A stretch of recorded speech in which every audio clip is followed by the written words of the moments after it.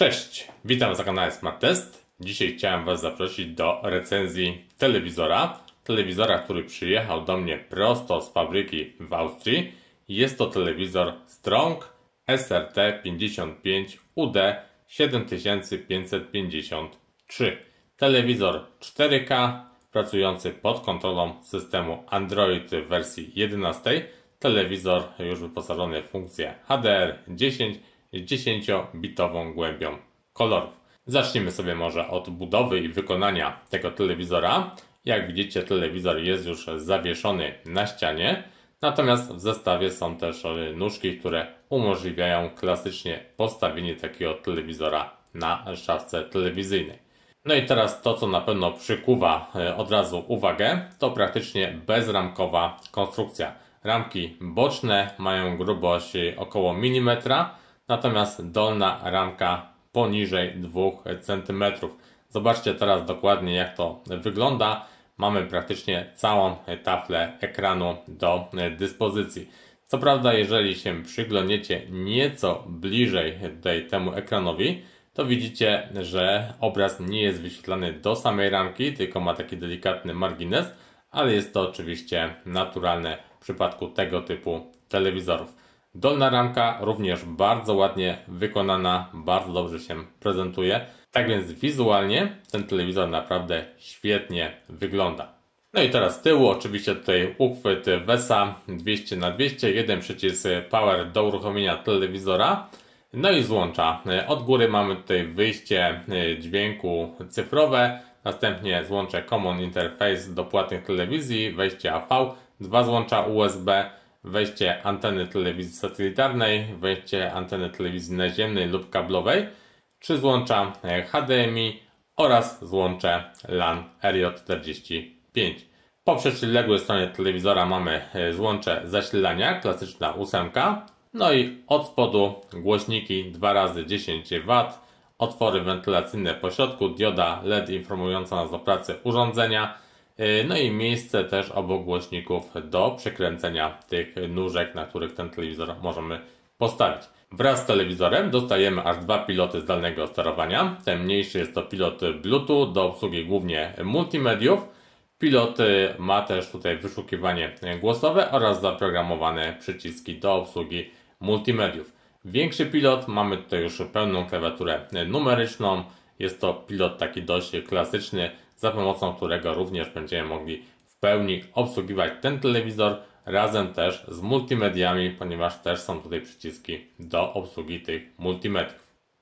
No i teraz może zobaczmy sobie jeszcze takie najważniejsze dane techniczne tego telewizora. Przede wszystkim rozdzielczość 4K Ultra HD, odświeżanie maksymalnie 60 Hz, kąty widzenia 178 stopni, jasność maksymalna 280 CD na metr kwadratowy, tutaj mogło być nieco lepiej. Czas odpowiedzi matrycy to jest 6,5 milisekundy, jak na telewizor myślę, że jest jak najbardziej ok. Kontrast 5000:1. Mamy obsługę HDR w wersji 10. Mamy też 10-bitową głębię kolorów. No i jeżeli chodzi o głośniki, to jest 2x10W.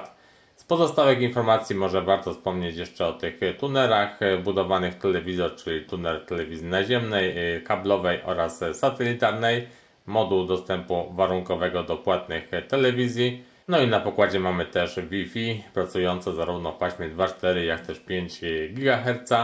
Jest też oczywiście możliwość podłączenia internetu przewodowo za pomocą złącza RJ45. Natomiast nie ma informacji na temat prędkości karty sieciowej w tym telewizorze. Pozostałe informacje tutaj techniczne myślę, że sobie tutaj już doczytacie. Ja tutaj tylko wspomnę o obsłudze DSECA 1.2 dla telewizji satelitarnej oraz obsłudze telewizji HBB TV.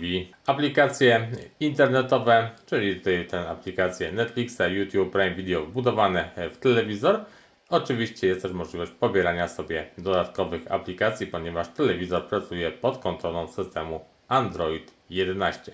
Tyle odnośnie tej specyfikacji technicznej. Tutaj możecie sobie oczywiście zatrzymać, doczytać te wszystkie dane. Dlatego też przejdźmy teraz do recenzji już samego telewizora. Ok, telewizor mamy już oczywiście zamontowany, uruchomiony. No i teraz zacznijmy sobie może od jego parametrów technicznych, specyfikacji, czyli przejdźmy sobie do ustawień i teraz zobaczmy takie najważniejsze informacje. Przede wszystkim to, co może Was interesować, to wersja systemu Android. I tutaj, jak widzicie, Android w wersji 11, więc całkiem nieźle. Następnie certyfikacje dla Netflixa, to co może Was interesować.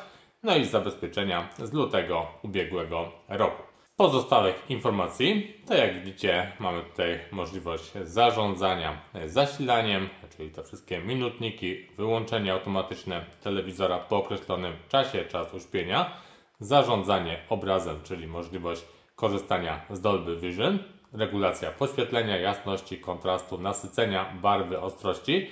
Mamy też regulację gamy od ciemnych poprzez średnie do jasnych. Następnie temperatura barwowa. Również możemy sobie tutaj regulować temperaturę barwową, tryb użytkownika, chłodna, standardowa, ciepła. I też, jak widzicie, wzmocnienie czerwonego, zielonego czy też niebieskiego koloru.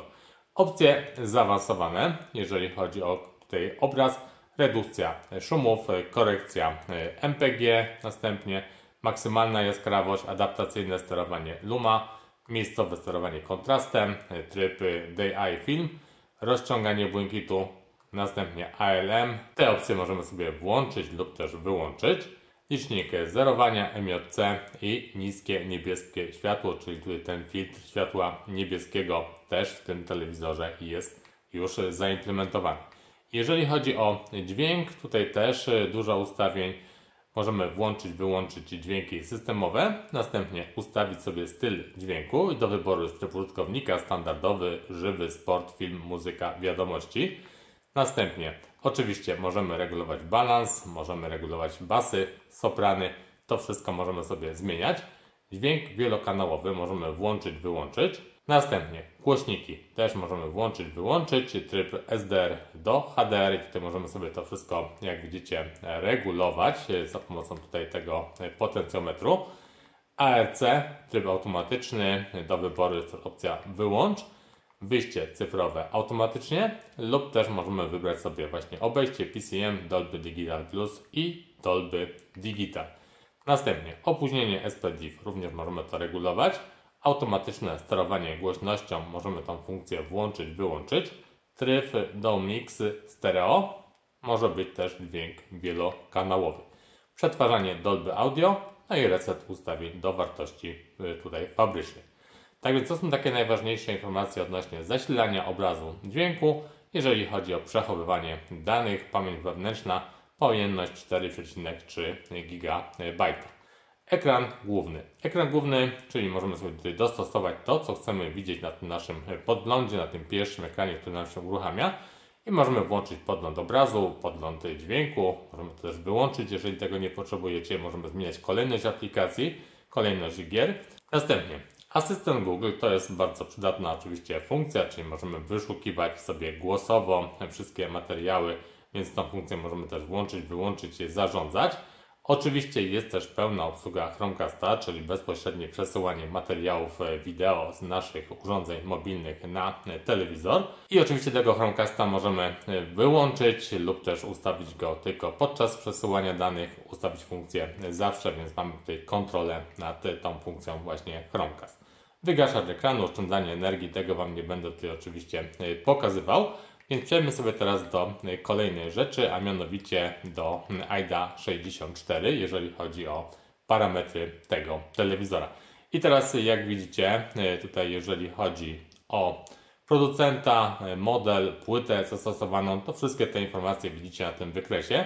Przy okazji widzimy, że mamy 2 GB pamięci RAM zainstalowane, pamięć całkowita 1,787 MB, dostępna 678 MB. Pojemność pamięci wewnętrznej tutaj te 4000 MB i dostępna pamięć po instalacji dodatków 1939. Bluetooth wersji 4 Plus. I teraz jeżeli chodzi o procesor, jest to procesor 4-rdzeniowy Cortex A55 taktowany zegarem 1500 MHz. Oczywiście wspierany jest grafiką Mali G52. Rozdzielczość tutaj, jeżeli chodzi o menu, to jest 1920 na 1080p, natomiast oczywiście telewizor jest telewizorem 4K. Ok, to może jeszcze jedna aplikacja, jeżeli chodzi o parametry telewizora, to co Was bardzo często interesuje, czyli tutaj poziom zabezpieczeń Widevin. I teraz zobaczcie, Fender Google i poziom zabezpieczeń L1, czyli na tym telewizorze możecie bez problemu wyświetlać materiały z aplikacji takich jak Netflix czy też Disney Plus i tak dalej w rozdzielczościach 4K. Ok, wracamy do naszej strony głównej i teraz oczywiście mamy tutaj ten układ domyślny, czyli u góry ulubione aplikacje, następnie tutaj propozycje z aplikacji, które mamy zainstalowane w naszym telewizorze, aplikacje VOD, z których będziemy mogli korzystać. Jak widzicie, pierwsza tutaj opcja to jest zakładka TV, czyli jak się domyślacie, jest to oczywiście dostęp do telewizji, czy to naziemnej, czy też satelitarnej, czy też telewizji kablowej. Zaraz Wam tą aplikację pokażę. Natomiast następnie mamy już aplikację Netflixa, który jest domyślnie zainstalowany. Ja sobie doinstalowałem aplikację Disney Plus, doinstalowałem sobie Kodi. Oczywiście w standardzie jest aplikacja YouTube. Jest też aplikacja iPod. Aplikacja, może Wam od razu pokażę, która otwiera nam takie okno z wszystkimi aplikacjami, które mamy zainstalowane już w tym telewizorze.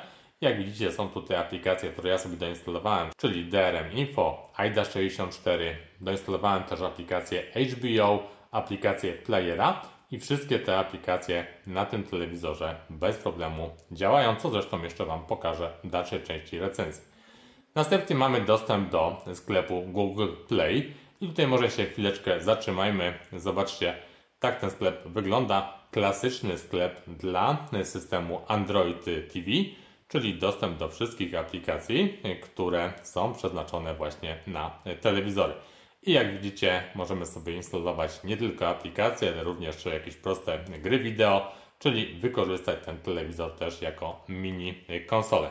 Jeżeli chodzi o aplikację VOD, to jak widzicie jest aplikacja Kanał Plus, Sky Showtime, CDA, Disney Player, VOD, TVP, mamy Viaplay. Praktycznie znajdziecie tutaj każdą aplikację VOD, z której byście potrzebowali skorzystać. Oczywiście, jeżeli będziecie mieli pytania o jakąś konkretną aplikację, to piszcie w komentarzach. To oczywiście sprawdzę dla Was, czy taka aplikacja w sklepie tutaj Google Play jest dla tego telewizora. Tak więc stąd pobieramy sobie i instalujemy wszystkie aplikacje na ten telewizor. Ok, i jeszcze jedna tutaj aplikacja zainstalowana fabrycznie, czyli TV Manager. I teraz zobaczcie, tutaj widzimy dostępną pamięć, dostępny RAM. Widzimy ilość wolnego miejsca, wolnej pamięci i możemy też stąd sobie optymalizować działanie naszego telewizora, czyli wyczyścić aplikacje, które działają w tle. Możemy przyspieszyć działanie pamięci, czyli też pozamykać niepotrzebne aplikacje, które gdzieś tam są uruchomione, tak jak w tym przypadku. Klikamy optymalizowanie, aplikacje się nam zamykają.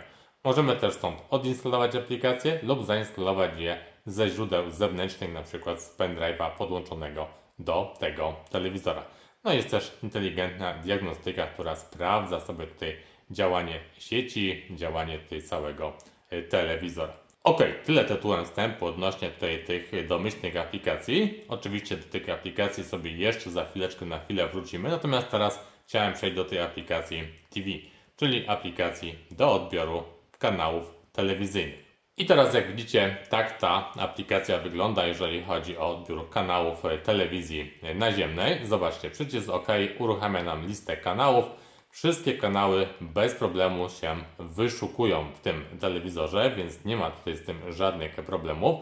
Wszystkie multiplexy u mnie zostały poprawnie wyszukane, ustawione tutaj na liście kanałów i bez problemu mogę z tych wszystkich kanałów korzystać. Dodatkowo oczywiście telewizor ma obsługę HBB TV, czyli tej telewizji hybrydowej, więc jeżeli jest połączony z internetem, czy to przewodowo, czy też bezprzewodowo, to możecie właśnie z tej telewizji interaktywnej korzystać. Jeżeli chodzi o samo działanie tej aplikacji, czas zmiany kanałów, to może sobie teraz zobaczcie. Czyli przechodzimy do kolejnego kanału, kolejny kanał. No i jak widzicie, ten czas zmiany kanałów wydaje się całkiem przyzwoity. Te kanały dość szybko się nam tutaj zmieniają i możemy tutaj sobie oglądać telewizję. Podobnie będzie to wyglądało, jeżeli będziecie korzystali na przykład z telewizji kablowej, czy też z telewizji satelitarnej, którą również do tego telewizora możecie podłączyć. Jeżeli macie jakieś moduły dostępu warunkowego do telewizji płatnych, to również taki moduł możecie w tym telewizorze zainstalować i z takich telewizji jak najbardziej korzystać. Jeżeli chodzi o samą aplikację, to jak widzicie, listy kanałów są zarządzalne. Możemy tutaj sobie edytować tę listę kanałów, możemy też zmieniać ich kolejność, możemy sobie układać kanały według naszych preferencji i możemy też tworzyć listy kanałów ulubionych. Do tego oczywiście służą tutaj te przyciski kolorowe. Takich list kanałów ulubionych możemy utworzyć sobie 4. Tyle jeżeli chodzi o zarządzanie listą kanałów. Teraz przejdźmy sobie do informacji programowych, czyli przycisk Info na pilocie. Widzimy tutaj na górnej belce informacje, co jest nadawane obecnie. Następnie mamy opis tej pozycji programowej i możemy tutaj oczywiście ten opis sobie jeszcze nieco przewijać, jeżeli jest tutaj jakieś dwie strony tego opisu, tak jak w tym przypadku. Widzimy też rozdzielczość, z jaką jest nadawany dany kanał i widzimy też na przykład datę oraz godzinę. Ok, kolejna opcja to jest oczywiście program telewizyjny, nasze EPG. I teraz jak widzicie, po lewej stronie mamy tutaj listę kanałów telewizyjnych, natomiast po prawej oczywiście widzimy, co jest obecnie na danym kanale nadawane i możemy też sobie przechodzić w prawo, zobaczyć, co będzie nadawane w następnej kolejności. Natomiast widzę tutaj jeden minus, jeżeli chodzi o to EPG, a mianowicie, jeżeli chcemy sobie zobaczyć, co jest nadawane na innych kanałach, to niestety przechodząc do jakiejś tej innej pozycji, automatycznie zmienia nam się też kanał, który aktualnie oglądamy, czyli nie możemy oglądać danego kanału i równocześnie podglądnąć, co jest teraz nadawane na innych kanałach. Tak więc to jest, myślę, minus, który jeszcze jest do dopracowania przez tutaj markę Strong. Tak więc tyle, jeżeli chodzi o to EPG. Niestety nie ma tutaj możliwości nagrywania jakichś materiałów wideo z telewizji, programowania takich nagrań. Takich funkcji ten telewizor niestety nie oferuje. To teraz chciałem Wam pokazać działanie funkcji HBB TV. Tutaj najlepiej to będzie na kanałach może od TVP. I zobaczcie, mam możliwość oczywiście odtwarzania tego, powiedzmy, programu od początku. Mogę teraz się cofnąć i teraz jak widzicie, mogę sobie ten program czy też film oglądać od początku. Mogę też przejść do oglądania na żywo, czyli automatycznie przechodzimy do oglądania materiału na żywo. No i mogę też, jeżeli sobie tutaj przejdziemy do samej góry, zobaczyć sobie 7-dniową historię. Następuje wczytywanie tej historii i teraz mogę sobie cofnąć programy, które na przykład były kilka godzin wcześniej, czy też nawet do 7 dni wstecz i każdy z takich materiałów mogę sobie tutaj, zobaczcie, bez problemu uruchomić. Tak więc to działanie HBB TV jak najbardziej na tym telewizorze działa i raczej nie powinniście mieć z tym żadnych problemów. Tutaj jeszcze macie takie demo, szczegółowy opis funkcji tego EPG, jeżeli kogoś by to interesowało. Oczywiście HBB TV działa też na tych kanałach, które są nadawane tylko w ramach HBB TV, na przykład TVP Historia 2, Kultura 2, ABC 2 i tak dalej. Każdy taki kanał możecie sobie uruchomić i następnie już oglądać na swoim telewizorze właśnie poprzez tą telewizję hybrydową. Tak więc tak to dokładnie tutaj wygląda. Kanał zostanie załadowany, no i w tym momencie oglądamy ten kanał już poprzez tą telewizję hybrydową. Oczywiście tutaj ta jakość kanału zależy od prędkości Waszego internetu, od też standardu nadawania przez operatora, więc ta jakość tutaj będzie zdecydowanie gorsza niż na typowych kanałach nadawanych w ramach telewizji naziemnej. No i jeszcze może w ramach HBB TV pokażę Wam tą platformę CDA Premium, która też jest dostępna w telewizji naziemnej w ramach HBB TV.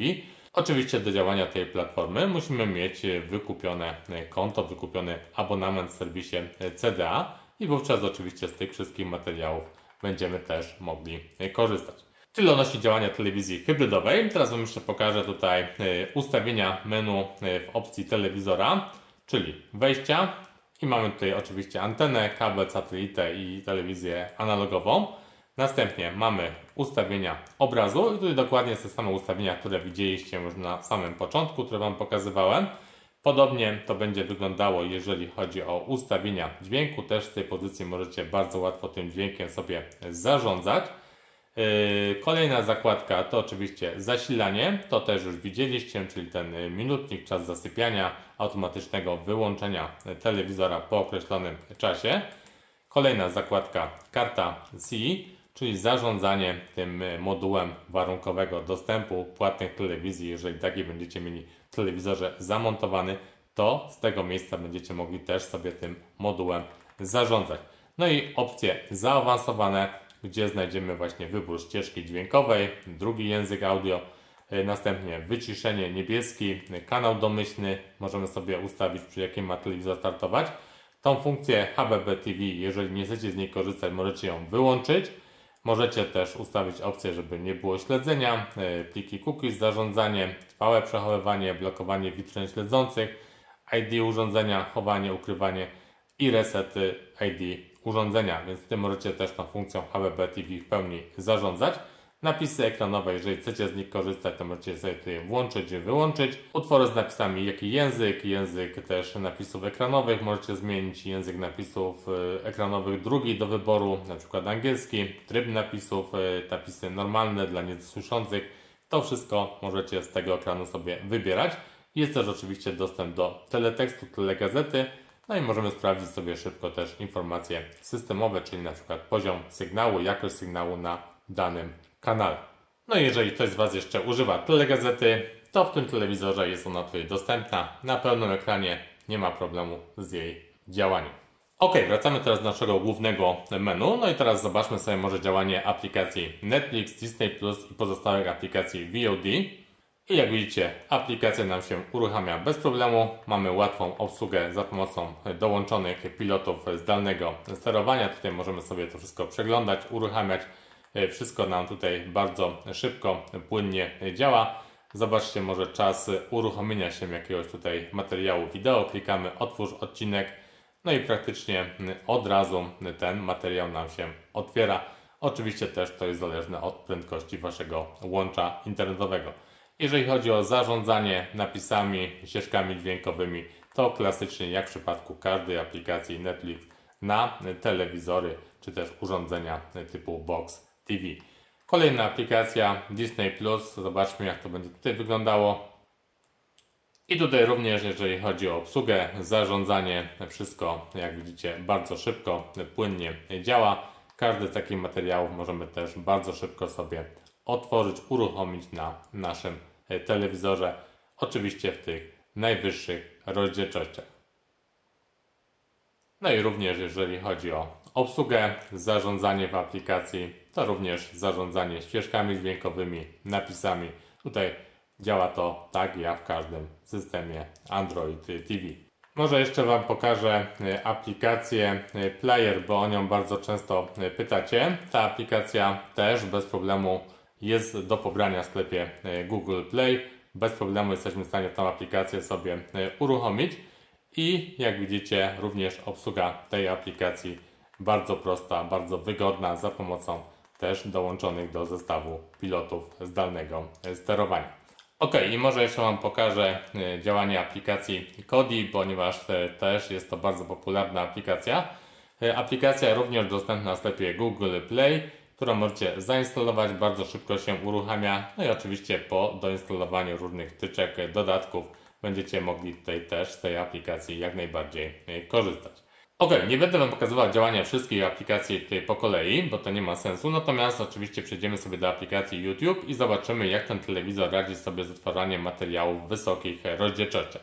Zacznijmy sobie może jednak od działania funkcji wyszukiwania głosowego za pomocą pilota, który jest dołączony do zestawu. I teraz zobaczcie, na pilocie przyciskam sobie tutaj przycisk wyszukiwania głosowego 4K demo. I jak widzicie, bez problemu telewizor rozpoznaje mój głos, wyszukuje materiały, które akurat mnie interesują.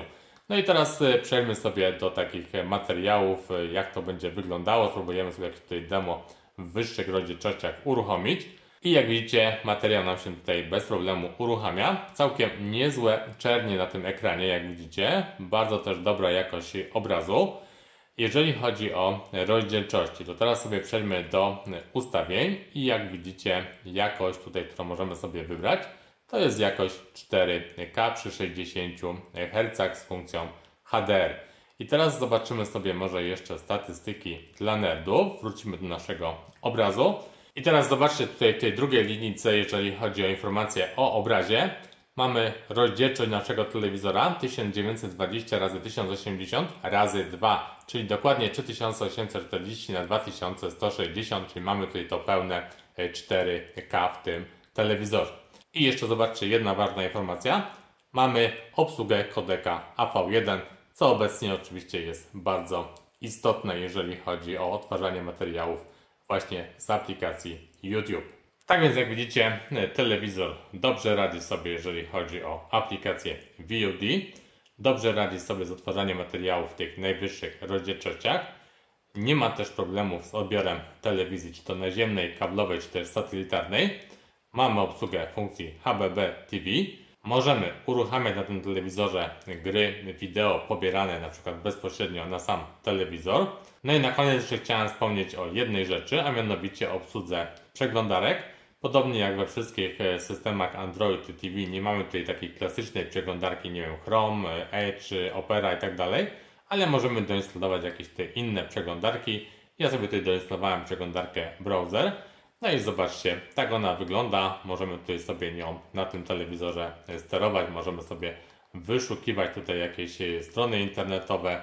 Możemy je wybierać też z listy stron ulubionych, uruchamiać takie strony, no i przeglądać je sobie na naszym telewizorze. W przypadku akurat tej aplikacji jest to forma komórkowa, czyli widzimy dokładnie tak samo wszystkie informacje jak w telefonie. Natomiast jest też kilka innych przeglądarek internetowych, które na przykład pozwalają nam na odtwarzanie materiałów na pełnym ekranie, więc też myślę, że nie będzie to dla Was jakimś problemem korzystanie z tego typu przeglądarek na tym telewizorze. Teraz jeżeli chodzi o przesyłanie obrazu z urządzeń mobilnych na nasz telewizor, to możemy to robić na dwa sposoby. Tak jak wspominałem Wam wcześniej, mamy tutaj oczywiście Chromecasta, czyli wszystkie te materiały możemy przesyłać właśnie przez Chromecasta naszego urządzenia mobilnego na telewizor, ale możemy też korzystać z aplikacji Multiscreen, która również pozwala nam wysyłać dowolne materiały z naszego telefonu na ekran telewizora. Więc tutaj te dwie możliwości przesyłania danych i to myślę jest tutaj dużym atutem, jeżeli chodzi o ten telewizor. Ok, i na dzisiaj to będzie tyle, jeżeli chodzi o prezentację tego telewizora. Jeżeli macie jakieś pytania odnośnie jakiejś funkcji, działania tego urządzenia, to oczywiście jak zwykle piszcie w komentarzach. Ja ze swojej strony również jak zwykle proszę Was o łapki w górę, o subskrypcję kanału i zapraszam Was już do kolejnych recenzji, które niedługo pojawią się na kanale Smart Test. Cześć!